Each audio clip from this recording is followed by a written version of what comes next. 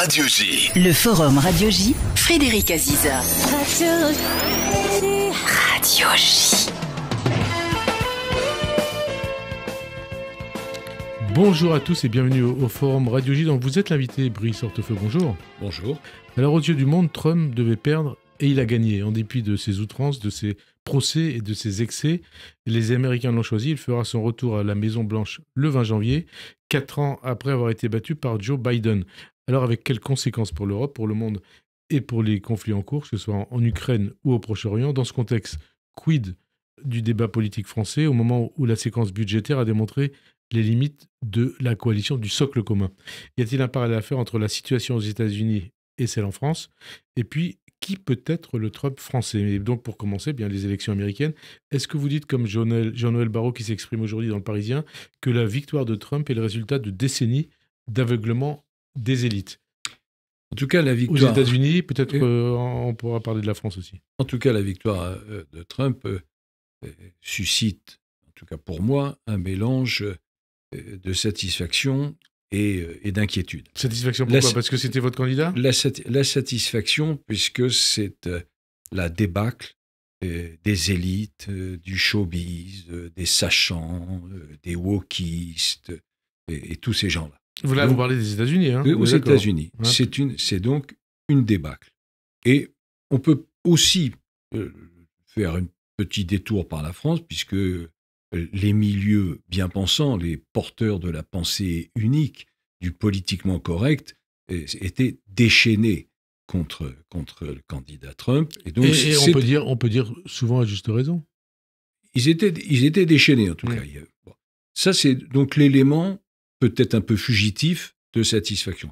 Mais simultanément, ça entraîne deux préoccupations. Ouais. La première, c'est que Trump nous a appris, lors de son premier mandat, que ce qu'il disait, il le faisait. Et là, il engage une guerre commerciale forte, violente, bien sûr avec la Chine. En tout cas, il annonce une guerre commerciale. Mais c'est ce que je dis, mais aussi à l'égard de l'Europe. Et la préoccupation, c'est que généralement, ce qu'il dit, il le fait. Et puis, si l'on veut aller un tout petit peu au-delà, c'est une interrogation sur la fin d'un cycle qui est celui de la mondialisation. Si vous regardez ce qui se passe aujourd'hui dans le monde, vous apercevez que la plupart des pays décident des replis qui sont des replis protectionnistes. Donc c'est peut-être aussi la fin d'un cycle. Alors la fin d'un cycle, Jean-Noël Barrot, toujours lui, le ministre des Affaires étrangères, considère que les Européens font désormais face à un triple risque existentiel. Est-ce que c'est la bonne analyse de la situation? Barrot qui appelle aussi l'Union européenne à se muscler dans les domaines militaires, industriels et commerciaux. Comment y parvenir? Et peut-on y parvenir? Oui, c'est peut-être l'occasion, le ministre des Affaires étrangères a raison, à mon sens, et c'est sans doute l'occasion d'un sursaut qui est indispensable. Aujourd'hui, l'Europe est un continent qui est un espace qui incontestablement est en déclin, et notamment les deux principales puissances de l'Union européenne, la France et l'Allemagne, sont aujourd'hui en difficulté. Les deux sont en difficulté. Donc, peut-être, cela entraîne d'abord une prise de conscience et ensuite une réaction. Alors, guerre en Ukraine, guerre à Gaza, au Liban et menace iranienne, qu'est-ce que va changer la victoire de Trump? Et qu'est-ce que vous souhaitez peut-être qu'elle change? Le nouveau président a annoncé qu'il réglerait le conflit en Ukraine en 24 heures. Mais on sait que s'il dit qu'il est capable de régler ce conflit en 24 heures, ça va être aux dépens de l'Ukraine. Eh bien, c'est précisément la préoccupation. Et ça me renvoie à ce que je viens de vous dire, c'est-à-dire que l'élection de Trump peut susciter des espoirs aux États-Unis, mais doit susciter notre vigilance en Europe, et notamment vis-à-vis de nos alliés ukrainiens. Il y a sans doute une différence d'appréciation vis-à-vis de ce pays, et notamment à l'égard de la Russie. Parce que si les États-Unis se retirent, en tout cas diminuent leur aide ou cessent leur aide à l'Ukraine, est-ce que l'Europe est capable de remplacer les États-Unis? Eh bien justement, c'est ce qui doit nous encourager à la réaction. Regardez bien, Trump a menacé à plusieurs reprises de quitter l'OTAN. Voilà. Bon. Et sauf si les États européens étaient capables d'augmenter au moins à 2% de leur PIB, leur budget militaire. Au moins à 2%. Ouais. Eh ben, ce signal, ce message doit être entendu, il doit être compris, il doit avoir des conséquences. Alors, il faut effectivement que l'Europe prenne conscience qu'on doit aller au-delà de ce pourcentage. Et comme vous le savez aujourd'hui, la France n'y est pas, n'atteint pas ce pourcentage. Et finalement, si l'on regarde bien, à ma connaissance, il n'y a que la Pologne qui respecte, enfin qui va au-delà de ce qui est souhaité. Vu aussi la situation économique, financière et budgétaire de la France et d'un certain nombre de pays, ça sera peut-être compliqué d'atteindre ces 2%. Oui. En tout cas, dans un avenir proche. Bien sûr. Donc, avec des questions existentielles au niveau militaire par rapport aux États-Unis. C'est bien ça. Oui, bien sûr. Mais il y avait un dogme, c'est que les États-Unis étaient un parapluie militaire pour l'Europe. Visiblement, le message du nouveau président n'est pas celui-là. Donc, il faut que l'Europe fasse de ce qui est potentiellement une crise, ce n'est pas encore, ce qui est potentiellement une crise, une possibilité pour rebondir, pour changer, pour avoir une nouvelle approche, et notamment notre protection, et assurer notre indépendance militaire. Et alors, la guerre commerciale, l'Europe y est prête ou pas ? L'Europe a progressé dans ce domaine. Puisque vous connaissez bien ces dossiers, vous avez été député européen. Oui, l'Europe a progressé dans ce domaine. Je vous donne un exemple très simple. C'est vis-à-vis de la possible invasion des véhicules chinois. Et jusqu'il y a quelque temps, l'Europe était une passoire. L'Europe a décidé de réagir avec des droits de douane qui seraient de l'ordre d'à peu près de 30%. Ça veut dire, ce n'est pas les États-Unis où ils ont annoncé qu'ils feraient du 100%. Mais ce serait de l'ordre de 30%. Alors, là aussi, c'est comme toujours, il y a un revers de la médaille. Je pense que c'est une bonne décision, c'est une bonne démarche. Ça va dans le bon sens. Qu'est-ce qu'il faut faire par rapport aux États-Unis ? Taxer aussi les produits américains ? Il faudra voir ce que les États-Unis font. Trump a annoncé des mesures qui seraient des mesures en réalité protectionnistes vis-à-vis de la Chine d'abord, mais vis-à-vis de l'Europe aussi. Et il faut donc être capable de réagir. Vis-à-vis de l'Europe, d'ailleurs, est-ce qu'il n'y a pas un risque que chaque pays membre de l'Union négocie directement avec Trump ? Bien sûr que ce risque existe, mais il ne serait pas nouveau. Mais il n'en demeure pas moins que je pense qu'il y a une prise de conscience européenne, au moins d'une vingtaine de pays en Europe, sur la nécessité d'être unis. D'être unis. Alors, la France, est-ce que ce serait bien un Trump pour la France ? Un Trump français ? La question, c'est, si je la comprends bien, parce que parfois, il vous arrive d'être très subtil, c'est est-ce qu'il y a un Trump français ? Oui, c'est ça. Et est-ce qu'il en faut un ? Qu'est-ce que Trump a réussi aux États-Unis ? Il a réussi à adresser un message simultanément, ce qui apparaît aujourd'hui dans toutes les analyses, à la fois aux catégories les plus populaires et a aussi une certaine forme d'élite économique. D'ailleurs, c'est un peu ce qu'avait fait Nicolas Sarkozy en 2016. C'est ce qu'avait réussi Nicolas Sarkozy. Il ne l'avait pas fait, il l'avait réussi à l'occasion des élections de 2007. C'est un exercice qui est extrêmement difficile, c'est-à-dire que Trump s'adressait aussi bien à l'élite industrielle qu'à l'ouvrier du centre des États-Unis. Donc ça, c'est une leçon. Pour autant, est-ce transposable ? Non. Ouais.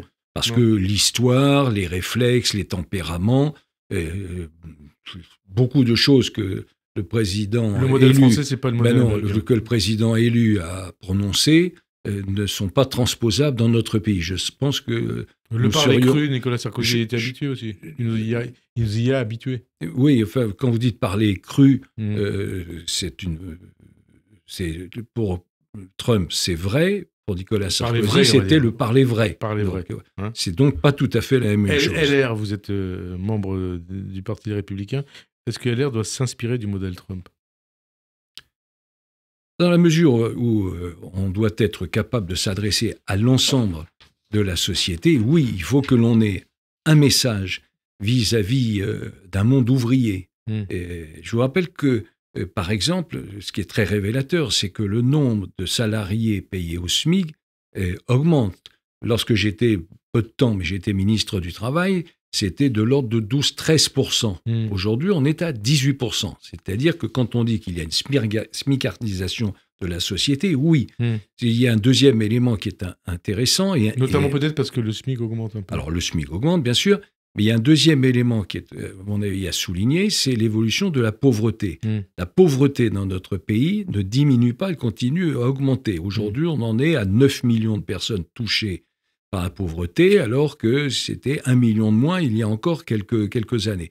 Donc, il faut que l'on ait un message, que l'on ait une réponse pour ces catégories qui sont les catégories les moins favorisées.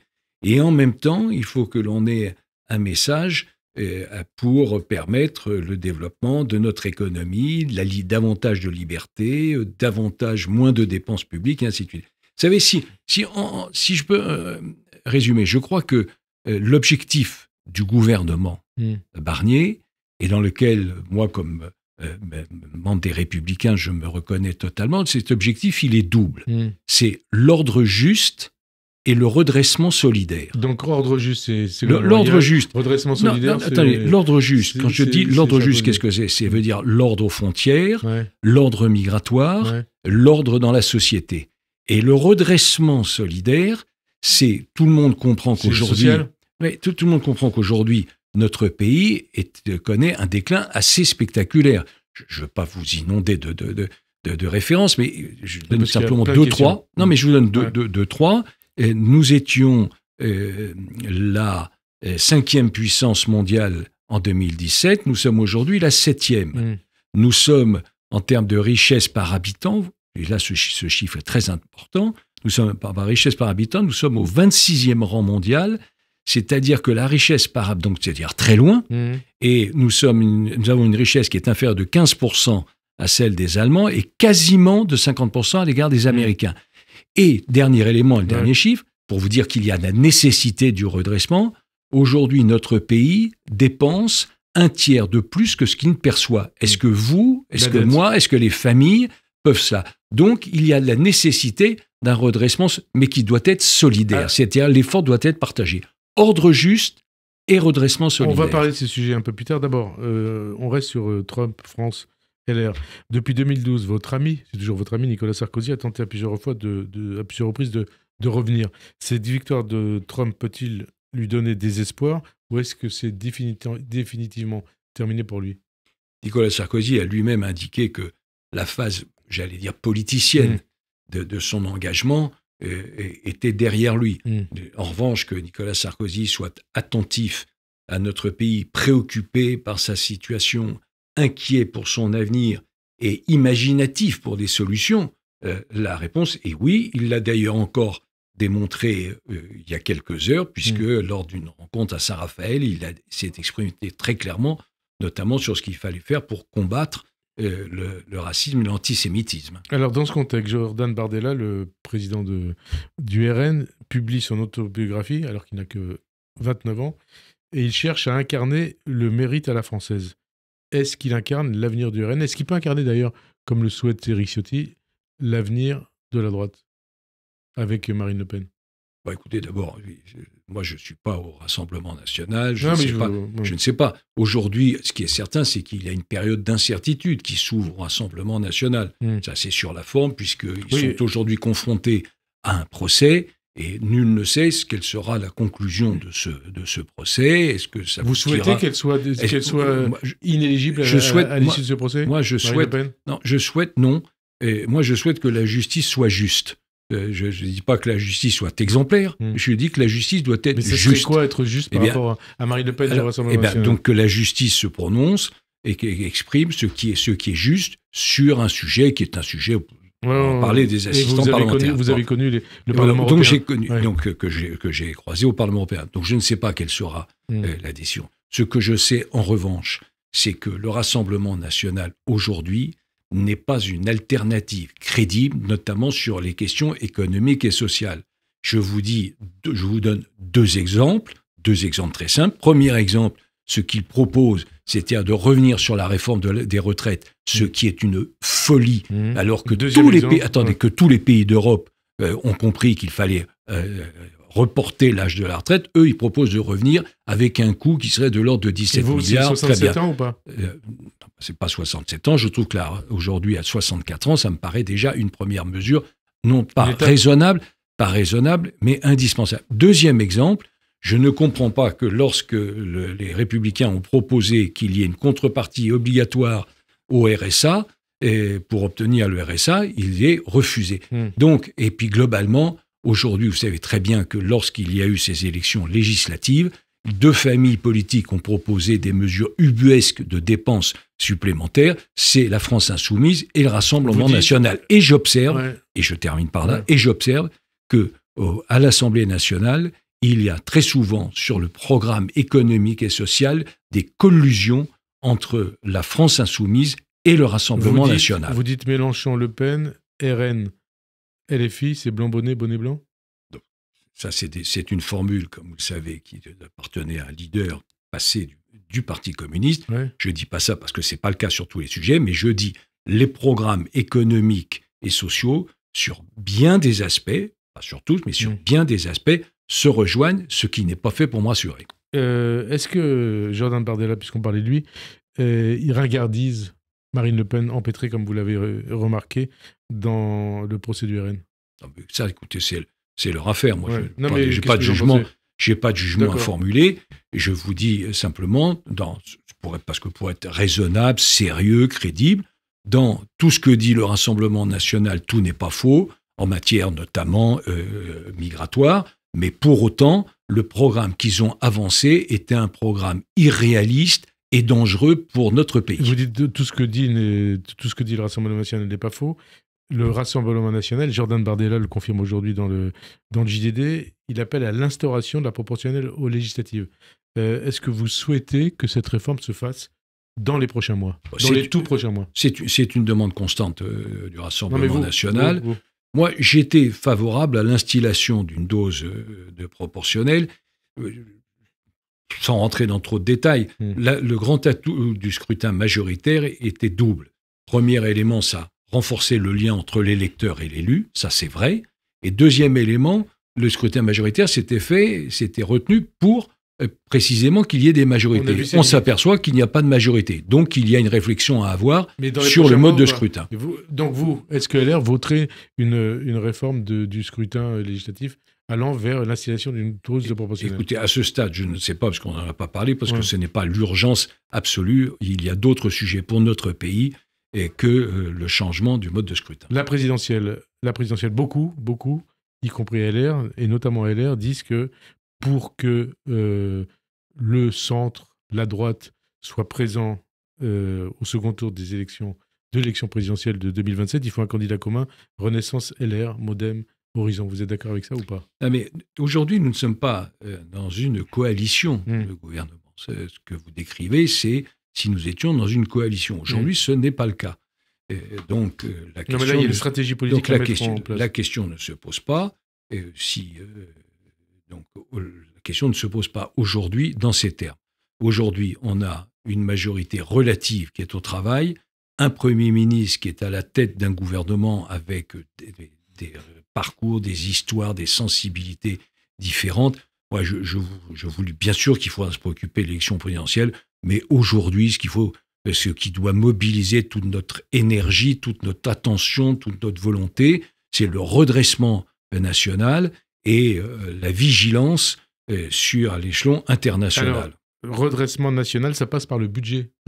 Le budget 2027, puisque le débat sur le budget a montré les limites de la coalition ou du socle commun, comme vous l'appelez au sein de cette coalition, dans la mesure où le NFP a été en mesure justement de faire adopter de nombreux amendements. Cette première partie de la séquence budgétaire n'a-t-elle pas démontré les limites de votre coalition? Mais qu'il y ait aujourd'hui des idées, des débats, des propositions, le Premier ministre Michel Barnier lui-même, quand il a fait sa déclaration de politique générale, il a clairement dit que sa porte était ouverte à la réflexion. Donc, il y a un temps, ce qui est normal, d'imagination, et c'est le rôle des parlementaires, et je ne le suis pas ou plus, et donc je ne suis absolument pas choqué. Simplement, à un moment donné, il faut que le gouvernement puisse agir. Et donc, le débat budgétaire se terminera et chacun sera placé devant ses responsabilités. Alors justement, le débat budgétaire, le gouvernement doit pouvoir agir, chacun sera placé devant ses responsabilités. beaucoup de députés au sein du socle commun sont à bout et réclament le 49.3. Pour l'instant, il n'a pas été utilisé. Est-ce qu'il y a urgence? Est-ce que vous conseillez à Michel Barnier d'utiliser le 49.3 très rapidement? Je crois que Laurent Wauquiez s'est exprimé sur ce sujet. Moi, je partage en tout cas l'avis de ceux qu'il faut, dans les circonstances présentes, aller agir fort et vite. C'est-à-dire ? Et donc, précisément, avec le 49.3, ça permet de répondre à cette double nécessité. Dès la semaine prochaine ? En tout cas, que ça se fasse rapidement. Que ça se fasse rapidement. Et pourtant, LR n'avait pas de mot assez dur pour critiquer le recours au 49.3 par Elisabeth Borne. Oui, mais le 49.3, tout dépend des conditions. Simplement, il ne faut pas présenter le 49.3 comme un traumatisme inédit. Le 49.3, ça a été, de mémoire, cela a été utilisé, je pense, 112 ou 118 fois depuis la fondation de la Ve République. Donc, si vous voulez, quand un instrument prévu par la Constitution est utilisé plus d'une centaine de fois sous notre République, ça prouve que ce n'est pas une exception. Donc les critiques de LR visant Elisabeth Borne et l'utilisation du 49.3, elles étaient nulles et non admises. C'était un recours quasi systématique. Donc entre le systématisme et l'exception, je pense qu'il y a un juste milieu. Et dans ce cas, dans cette discussion budgétaire, je pense que ça serait utile. L'actualité, c'est aussi cette alerte générale sur l'emploi, avec une flambée de plans sociaux et de licenciements. Le ministre de l'Industrie, d'ailleurs, annonce qu'il y aura d'autres plans sociaux et des milliers de licenciements. Comment enrayer cette spirale infernale? Michel Barnier a annoncé qu'il allait demander des comptes aux entreprises comme Michelin ou Sanofi qui ont touché de l'argent public et ont lancé des plans sociaux. Est-ce qu'il a raison? Qu'il y ait une vérification de l'utilisation des concours de l'État, bien sûr, c'est au cœur même de la région, c'est chez Michelin, mais qu'il y ait une volonté de vérification de l'utilité, de l'utilisation des fonds publics, c'est tout à fait normal, et le Premier ministre a eu raison de l'indiquer. Mais pardon de vous le dire, ça pose plusieurs autres questions. Ça pose la question de la compétitivité. Nous sommes en train de décrocher. La compétitivité depuis 5 ans ou 6 ans a baissé de 6%. Donc, moins on est compétitif, plus naturellement il y aura des risques sur nos industries. C'est le bilan Macron, ça ? Oui, est-ce qu'il en a la totale responsabilité? C'est une blague, naturellement, de dire ça. Mais ce que l'on oblige à constater, c'est qu'il y a une baisse régulière de notre compétitivité. Donc, c'est un des éléments qui explique le déclin industriel que vous venez d'évoquer. La CGT demande que les aides aux entreprises soient conditionnées au maintien de l'emploi. Est-ce que c'est la bonne piste? Est-ce que vous souscrivez à cette demande? Et au passage, est-ce que ce n'est pas un peu ce qu'annonce Michel Barnier? Sauf que la CGT le fait de manière rigide, et sans doute un peu dogmatique dans l'expression. Ce qui est certain, c'est qu'une entreprise qui bénéficie des aides de l'État doit pouvoir être capable de les justifier et d'expliquer pourquoi elle est obligée de licencier ou de fermer, ce qui est le cas pour ces entreprises que vous citez. Si les explications de ces entreprises ne sont pas valables, il faut demander de rembourser? Il peut y avoir des procédures et des contentieux, mais enfin on n'en est pas là. Y compris avec Michelin?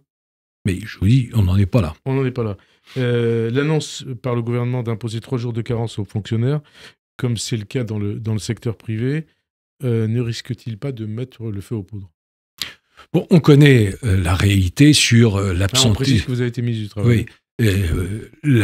On connaît la réalité, c'est qu'il y a une différence entre le secteur privé et le secteur public. Et que cette différence doit être soulignée en observant que là où il y a 11 jours, un peu plus de 11 jours d'absence dans le privé, il y en a 14 jours et demi dans le public, et que ça peut monter jusqu'à 29 ou 30 jours dans les collectivités de plus de 100 000 habitants. Donc on voit bien qu'il y a, ces simples chiffres montrent qu'il y a une inégalité et une injustice. Donc, quelle serait la justice précisément, ça serait l'égalité du nombre de jours de carence. Voilà. Et vous redoutez que les syndicats se lancent dans des mouvements de... Moi, je leur déconseillerais parce que je pense que c'est un mauvais dossier et que que c'est un mauvais dossier pour eux, parce que l'opinion publique ne comprendrait pas, à juste titre, que l'on veuille à tout prix créer des différences entre le public et le privé sur ce thème. Voilà. Les syndicats ont déposé un préavis de grève reconductible à la SNCF à partir du 11 décembre. Est-ce qu'il faut redouter, est-ce que vous redoutez un décembre noir sans train à Noël? Mais j'espère que non, mais enfin, comme vous savez, l'origine de ces sujets viennent de la réglementation européenne. J'en ai d'ailleurs moi-même fait l'expérience sur le terrain dans mon département, le Puy-de-Dôme, il y a quelques jours, puisqu'à la gare d'Issoire, il y avait un certain nombre de militants de la CGT qui m'ont fait part de leurs préoccupations pour l'ouverture à la concurrence des lignes régionales, qui n'est que l'application. Non, mais là, il y a deux choses. Ouais. Il y a le fret, donc il faut créer deux sociétés, et il y a l'ouverture à la concurrence des trains régionaux. Ouais. Et donc, cette ouverture à la concurrence, sans rentrer dans tous les détails, c'est la conséquence de décisions européennes qui ne s'appliquent pas, non pas à quelques territoires français, non pas simplement au territoire français, mais à la totalité de l'Europe. Alors, une activité aussi en France marquée par une succession de faits divers sur fond de trafic de drogue. Bruno Retailleau, qui parle de narco-racaille, veut notamment lancer une campagne pour responsabiliser contre les consommateurs de drogue. Alors, justement, une question des consommateurs. Est-ce que ce sont des complices du trafic de drogue et des trafiquants? Bon, d'abord, il faut savoir de quoi on parle. Ouais. Il faut quand même bien savoir quelle est l'importance aujourd'hui du sujet. Aujourd'hui, dans notre pays, vous avez 18 millions de personnes qu'on appelle des expérimentateurs, qui ont touché de temps en temps, 5 millions qui ont touché de temps en temps, qui ont fumé. Vous avez déjà consommé de la drogue? Non, moi jamais. Vous n'êtes pas un drogué? Mais je suis pas tendance, donc visiblement. Mais en tout cas, je ne fais pas partie des 18. Bon, ensuite, vous en avez 5 millions à qui c'est arrivé dans l'année, 1,8 million qui sont des consommateurs réguliers, et, c'est ce chiffre qui est important, 800 000 qui sont des consommateurs quotidiens. Et donc, vous vous rendez compte? 800 000. Et donc, ça, ça veut dire la marque quantitative. Financièrement, c'est un chiffre d'affaires. Vous savez que ce qu'on vous répond quand on entend ça, c'est il y a aussi le problème de l'alcool, et il y a beaucoup plus de consommateurs réguliers, et l'alcool fait autant. Vous m'interrogez sur la drogue. Oui, bien sûr. Bon. Et le chiffre d'affaires, ça c'est le premier élément, c'est le nombre des consommateurs. Le deuxième élément, c'est le chiffre d'affaires, qui est un chiffre d'affaires de 5 à 6 milliards. Et troisième élément... Au moins 5 à 6 milliards, parce qu'on ne sait pas précisément ce qui se passe. Par définition, c'est flou, puisque c'est une économie souterraine. Et, c'est ça qui est important, il y a aujourd'hui officiellement recensé 3159 points de deal. Bon, ceci est évolutif, et ainsi de suite. Donc, le ministre de l'Intérieur a parfaitement raison en annonçant une guerre à ce trafic. Parce que vous voyez... Il y a un risque de mexicanisation de la France, comme il dit. C'est ce qu'il le dit. Non, mais vous qui avez été mis d'intérêt... Oui, c'est ce qu'il dit, et il a raison. Et à cela se rajoute un dernier élément, c'est que le quart de la population carcérale l'est pour des raisons liées à la toxicomanie. Donc, vous voyez, vous avez le nombre de consommateurs qui explose, le chiffre d'affaires qui explose, la population carcérale liée au trafic de toxicomanie qui explose. Et alors, Carl Olive, qui était à votre place la semaine dernière, disait qu'il faut envoyer l'armée contre les, les narcotrafiquants. Vous savez, il y a toujours des recherches de formules, de postures, de slogans. Bon, la réalité, naturellement, c'est pas du tout ça. Ça serait tellement formidable. Puis, vous savez, il n'y a qu'à envoyer l'armée, puis c'est réglé. Simplement, je vous rappelle que l'armée, aujourd'hui, ils sont équipés de FAMAS, et donc pas équipés du tout des instruments pour maintien de l'ordre. Et deuxième élément, ils ne sont pas des officiers de police judiciaire. Donc, vous imaginez... je comprends l'idée, je comprends le symbole. Aujourd'hui, ce n'est pas réaliste. Alors, autre question. Immigration, sécurité, trafic de drogue. Bruno Retailleau et le gouvernement, font-ils trop ou pas assez? C'est de la communication ou c'est de l'action? Écoutez, Bruno Retailleau, ce qui est un changement par rapport à ces dernières années... Y compris Gérald Darmanin? Y compris Gérald Darmanin, c'est qu'avec Bruno Retailleau, les mots sont forts et les actes sont justes. Ou, on peut dire l'inverse d'ailleurs, les mots sont justes et les actes sont forts. Il n'y a pas une troisième formule? Non, mais parce que c'est...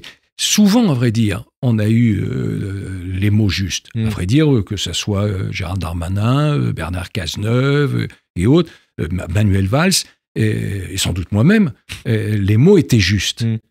Mais avec l'évolution de la délinquance, il faut que les actes soient forts. Je vous dis simplement, aujourd'hui, si vous regardez la situation de la délinquance dans notre pays, tous les principaux agrégats sont à la hausse. Tous.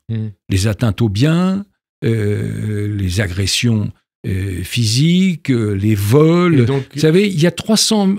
Aujourd'hui, pour vous donner cet ordre de grandeur, vous avez 320... Sur la dernière année écoulée, vous avez 320 000 coups et blessures volontaires. C'est-à-dire, grosso modo, 1000 par jour. Vous vous rendez compte de cette évolution? Bruno Retailleau, il peut faire quoi? Donc, vous attendez quoi de lui? Justement, qu'il aille vers les actes qui sont forts, et c'est ce qu'il fait.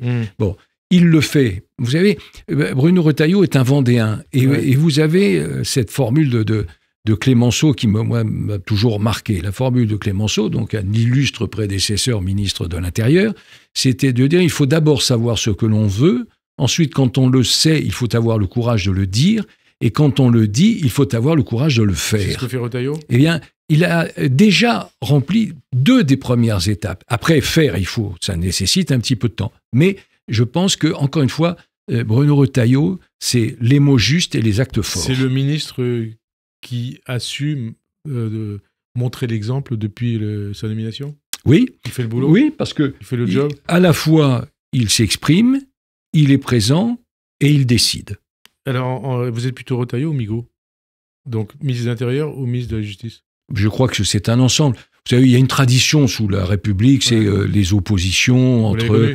Je l'ai vécu, ça m'a été un peu d'ailleurs rappelé ces jours-ci, j'ai vu dans la presse, mais j'avais indiqué par exemple qu'il fallait aggraver les sanctions en cas d'agression de personnes âgées. Et la garde des Sceaux avait rappelé, d'ailleurs objectivement à juste titre, que c'était Michel Alliot-Marie, que c'était la compétence de la chancellerie. Donc vous êtes plutôt Retailleau ou Migaud? Vous êtes allergique à Migaud? C'est ça plutôt? Non, je n'ai aucune allergie à l'égard de Didier Migaud, que j'ai connu quand il était président de la Commission des Finances, qui est un parlementaire expérimenté. Et que Nicolas Sarkozy a nommé à la tête de la Cour des comptes. Donc simplement, pour être efficace, l'État doit marcher sur ces 2 jambes. Et donc, c'est l'intérieur et la justice. Pas l'intérieur sans la justice, et pas la justice ignorant les difficultés et les défis de l'intérieur. Est-ce que vous dites, comme Bruno Retailleau, vous avez été ministre de l'Immigration, vous avez tout un tas de casquettes derrière vous. Est-ce que vous dites comme lui, comme Bruno Retailleau... N'hésitez pas à dire peut-être aussi devant, on ne sait jamais. Donc, soyez prudents. Que l'immigration n'est pas une chance pour la France? Non, mais la phrase de Bruno Retailleau, exact, c'est l'immigration telle dans les conditions actuelles n'est pas une chance pour la France. Bon, bien sûr, il a parfaitement raison. Et vous savez, c'est très simple. Jamais nous n'avons eu autant d'immigrés sur notre territoire. Jamais. Dans toute notre histoire, bien sûr. Deuxième élément, jamais nous n'avons délivré autant de titres de séjour. On a délivré autour de 330 000 titres de séjour. À mon époque, c'était 192 000. Vous voyez le fossé qui s'est élargi. Il y a des crises depuis. Mais bien sûr, bien sûr, 192 000, 320 000. Les demandeurs d'asile, qui est aujourd'hui clairement une filière de l'immigration clandestine, les demandeurs d'asile, on en est à 167 000 aujourd'hui, on était à 35 000 en moyenne lorsque j'exerçais ces fonctions. Donc, et enfin, le nombre de clandestins, d'année en année, on nous annonce des chiffres qui sont, je cite les chiffres du ministère de l'Intérieur, qui sont en explosion, puisque on estime aujourd'hui qu'il y a 700 000 à 1 million de clandestins sur notre territoire. Est-ce que vous considérez que c'est l'immigration qui est la cause de la criminalité, des délits? C'est une des raisons de la criminalité, oui. Vous savez, c'est très simple, la population carcérale, c'est 24%. Qui sont d'origine étrangère, et alors que la population étrangère, je ne parle pas issue de l'immigration, je parle étrangère, c'est de l'ordre de 7%. Donc vous voyez, 7%, 24%. Il faut les renvoyer chez eux. Vous avez un élément aussi très intéressant qui a été publié il y a quelques jours par le JD News, rappelant qu'en 2009, c'est la dernière fois que ça s'est produit, on a des statistiques, vous avez l'immigration est responsable de 47% des cas de proxénétisme, de 20% d'un certain nombre de cas. Donc oui, ça date de 2009 et cette statistique a disparu. Et d'ailleurs, c'est une erreur. Moi, je souhaite qu'il y ait de plus en plus de statistiques qui permettent de connaître la réalité, de ne pas être dans le déni et de corriger ce qui doit l'être. Attendez, je termine. Ouais. Ça veut dire qu'une politique migratoire, à mes yeux, ça doit reporter sur 4 points, très rapidement. 1, la lutte contre l'immigration illégale, tout le monde est d'accord. 2, la diminution tout court. Non, attendez. La lutte contre l'immigration illégale, tout le monde est d'accord. La diminution de l'immigration légale, il faut diminuer l'immigration légale. 3e élément, à restreindre le regroupement familial. Et 4e élément, resserrer les conditions d'accès à la nationalité. Voilà les 4 volets, à mon avis, d'une politique migratoire. Autre dossier, la semaine a été marquée par ces lynchages de supporters israéliens dans la nuit de jeudi à vendredi à Amsterdam, à l'issue d'un match entre l'Ajax et le Maccabi Tel Aviv. Des supporters israéliens ont été poursuivis et frappés en différents points de la ville. Beaucoup y ont vu une pure manifestation d'antisémitisme, un pogrom. D'autres, avant tout, les conséquences de la guerre à Gaza et au Liban. Le patron de LFI, Manuel Bompard, a même mis en cause ce qu'il a appelé les provocations des supporters du Maccabi. Et vous ? Oui. Si vous voulez, aujourd'hui, je me pose une question simple. Laquelle ? LFI, qu'est-ce que ça veut dire ? Ça veut dire la France insoumise ou la face indigne de notre vie démocratique. Et c'est quoi ?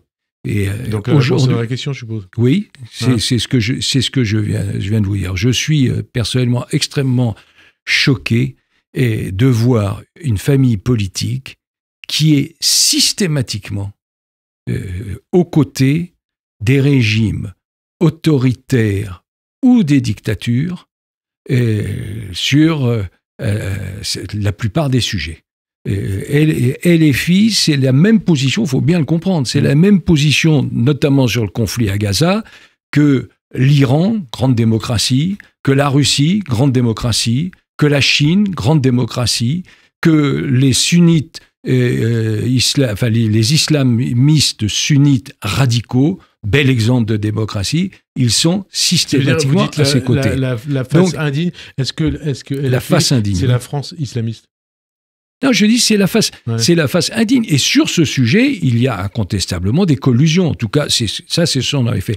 Donc, et je le dis, je suis personnellement heurté et choqué de voir que dans un monde où la liberté recule, je vous rappelle qu'il n'y a que 20% de la planète qui vit avec un régime de liberté semblable à peu près au nôtre, 20%, et que ce chiffre diminue.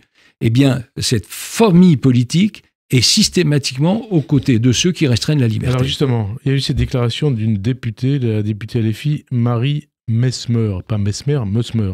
Ces gens-là, elle a tweeté, ces gens-là, les supporters du Maccabi Tel Aviv n'ont pas été lynchés parce qu'ils étaient juifs, mais bien parce qu'ils étaient racistes et qu'ils soutenaient un génocide. C'est une réponse de cette députée LFI, Messmer, à un tweet de Fabien Roussel qui, lui, a dénoncé le caractère antisémite des événements d'Amsterdam. Bruno Retailleau a annoncé la saisine de la procureure de Paris à propos de cette députée au titre de l'article 40 pour apologie du crime. Il a raison ? Il a parfaitement raison, et ça revient sur Bruno Retailleau, les mots justes et les actes forts. Et là, c'est un acte fort, parce que ce qui a été dit est inadmissible, et ça s'inscrit dans une tradition historique que l'on connaît bien. Cette tradition historique, c'est s'il y a de l'antisémitisme, c'est parce que les Juifs l'ont provoqué. C'est une tradition qu'on a bien connue dans notre histoire. Mais au-delà, depuis l'Inquisition. Oui, depuis des siècles. Ouais. Mais en revanche, ce qui me préoccupe, pardon de vous le dire encore davantage, c'est que ça fait 40 ou 50 ans que la communauté juive pensait pouvoir bénéficier sur le continent européen de la sécurité et de la liberté. Et alors ? Et on s'aperçoit aujourd'hui que ce n'est plus le cas. D'Amsterdam à Londres, où, comme vous le savez, il y a des bus qui sont prévus pour transporter des Juifs de manière à assurer leur sécurité, ou ce que l'on voit aujourd'hui sur notre territoire, sur notre propre territoire, c'est un signal extrêmement grave qui souligne l'inversion d'un certain nombre de valeurs. On poursuit toujours sur ce même sujet. Un match France-Israël de football est prévu jeudi au Stade de France, et les filles, par la voix notamment de Manuel Bompard, et du député Louis Boyard et d'autres ont réclamé l'annulation du match. Faut-il redouter des événements comparables à ce qui s'est passé à Amsterdam jeudi, à Paris et à Saint-Denis? Je pense que ce n'est pas tout à fait comparable, puisque notre pays est heureusement doté de services de renseignement, d'anticipation, de forces de l'ordre. Pardon, nous, on n'est pas la Belgique, où la Belgique a décidé de manière, à mes yeux, totalement honteuse, de déplacer un match en Hongrie. Bon, donc ça corrobore tout ce que je viens de vous dire. Mais vous savez, sur le fond, au-delà de ce match, naturellement, il faut que ce match ait lieu en France, à Paris, tout comme ça. Mais sur le fond, il faut bien comprendre que dans ce domaine, comme dans tous les autres, mais particulièrement sur ce sujet de l'antisémitisme, céder un peu, c'est tout céder. Alors justement, céder un peu, c'est tout céder. Concomitamment à ce qui s'est passé à Amsterdam, au contexte actuel, Yael Braun-Pivet a été la présidente de l'Assemblée nationale quand même, a été empêchée d'entrer vendredi à l'université de Lyon 3 par des étudiants, LFI, l'UNEF, de l'UNEF et de Solidaire, sur fond de tags antisémites comme Yael Castois ou génocidaire hors de nos facs. Qu'est-ce que cela dit de l'état de la société, de l'état du débat politique? Et on en revient là, aussi de l'idéologie, de la stratégie de LFI. Oui, mais d'abord... On précise d'ailleurs que le ministre de l'Enseignement supérieur, Patrick Hetzel, a annoncé qu'il allait saisir la justice à ce sujet. Oui, le ministre Hetzel a là aussi totalement raison. Encore une fois, j'en reviens, céder un peu, c'est tout céder. Donc, il faut être implacable sur ce sujet et à la moindre dérive, la sanctionner. Moi, sur le fond, je suis un peu surpris. Moi, j'ai été étudiant. Moi, quand j'étais étudiant, j'avais un idéal de liberté, un idéal peut-être comme on est plus jeune, quand on est jeune, on romance un peu tout ça. Quand vous étiez à gauche à l'époque? Non, j'étais pas. J'ai toujours été moi un passionnément modéré. Donc, je n'ai jamais écouté les extraits. Mais voir des jeunes qui aujourd'hui se déchaînent pour vous y voyez de l'antisémitisme ou pas? Je vois surtout de l'inculture. C'est surtout ça que je vois. Je vois de l'inculture. Et ça veut dire quoi? Ces étudiants encore leur place à l'université de Lyon 3. Oui, non, mais j'y vois de l'inculture. On confond, on mélange tout. L'agresseur et l'agressé. Qui a agressé le 7 octobre? Qui a été la victime? On mélange. Et encore une fois, on ne fait pas attention au fait que vous avez... le Hamas qui est soutenu par l'ensemble des dictatures, une grande partie des dictatures de notre pays. Donc, en tout cas, ce qui est certain, c'est qu'il faut réagir. Qu'est-ce que ça veut dire réagir? Il n'y a pas 50 solutions. Il y a 2 volets sur lesquels on doit jouer. C'est l'éducation et la répression. Donc, l'éducation, pas attendre visiblement quand on est 20 ans pour expliquer ce qui s'est passé, pour expliquer ce qu'était la Shoah. Donc, il faut le faire dès le plus jeune âge. Dès la primaire, il faut expliquer ce qui s'est passé, premier élément. Et deuxième élément, il faut la répression, c'est-à-dire qu'il faut poursuivre, comme ce que fait Bruno Retailleau, comme ce que fait le ministre Hetzel, dès lors qu'il y a une dérive. Vous avez connu Mélenchon il y a des dizaines d'années. Qu'est-ce qui lui est arrivé? De quoi Mélenchon est-il le nom? C'est le nom d'une dérive. Dérive antisémite? C'est le nom d'une dérive extrémiste. Effectivement, j'ai connu un ministre de l'Éducation nationale qui avait Jean-Luc Mélenchon comme secrétaire d'État auprès de lui. Et je crois me souvenir qu'il m'expliquait que Mélenchon était un bon social-démocrate. Et aujourd'hui, il a... Tendance laïque. Il a tendance laïque, et il a même, d'ailleurs, ce n'est pas lui faire injure, il a même lui-même tenu des propos qui étaient extraordinairement précis sur la laïcité. Aujourd'hui, il y a une dérive. Est-ce que c'est une dérive de conviction ou est-ce que c'est une dérive de tactique? Chacun peut avoir son opinion. Et alors, ça conduit à quoi au niveau de la vie politique française? Ça conduit à ce climat qui est un climat totalement, je le dirais moi, à la fois inédit et décevant. Et quand j'écoute, comme vous, dans les médias, les débats à l'Assemblée nationale, mais on est absolument affligé. Quelles sont les références? Sur ces derniers jours, j'ai entendu un parlementaire qui faisait référence à Justin Bridoux, l'autre qui faisait une référence Autrefois, on pouvait citer du Bellay, on pouvait Victor citer Hugo, Molière, Victor Hugo, Descartes, ça. Là, c'était une réplique de la folie des grandeurs. Bon, Ouais. vous voyez, on est quand même assez stupéfait par. Ça veut dire que la classe politique n'est plus au niveau? Je pense Tout parti confondu? Je pense qu'il y a. Alors, c'est un sujet de fond, on en parlait. Je pense qu'il y a un vrai sujet de recrutement de la vie politique. Y compris chez vous? Partout. Et je le constate, moi, je suis le président de ma fédération LR dans le Puy-de-Dôme, et je vois le mal que j'ai à encourager des professions libérales, des cadres à s'engager. Mais c'est vrai pour les organismes consulaires, on a du mal à les faire s'engager parce qu'aujourd'hui, on est tombé dans un excès. Aujourd'hui, tout est épluché, desséqué, des choses comme ça. Et donc, ça décourage un certain nombre de vocations. Et c'est malsain pour la démocratie. Merci Brice Hortefeux d'avoir répondu à notre invitation. Bonne fin d'après-midi sur Radio J et à dimanche prochain. Merci. Merci.